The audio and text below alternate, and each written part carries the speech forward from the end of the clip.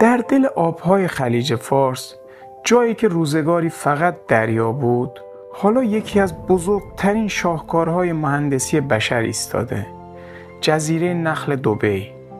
اما واقعا چطور ممکنه چنین چیزی رو وسط دریا ساخت؟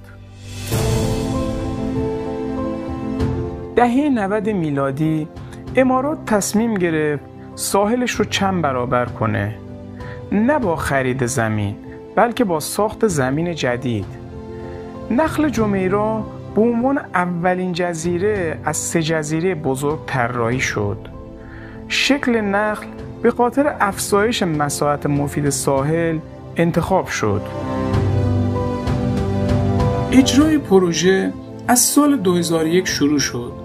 بر اساس منابع مختلف بین 50 تا 120 میلیون متر مکعب ماسه و حدود 7 میلیون تن سنگ برای ساخت پایه این جزیره استفاده شد. هیچ سیمانی در کار نبود. فقط با چیدن سنگ‌ها و تثبیت اونا با ماسه و جزر این جزیره شکل گرفت. بزرگترین چالش مقابله با خشم دریاست. مهندسان مجبور شدن یک موج‌شکن عظیم به طول 11 کیلومتر بسازن تا از نخل در برابر طوفان‌ها محافظت کنه.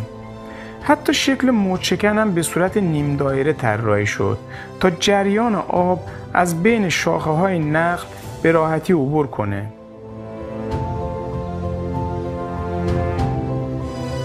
حالا این جزیره میزبان لوکس‌ترین ویلاها، هتل‌های مجلل مثل آتلانتیس و بیش از 10,000 نفر جمعیته.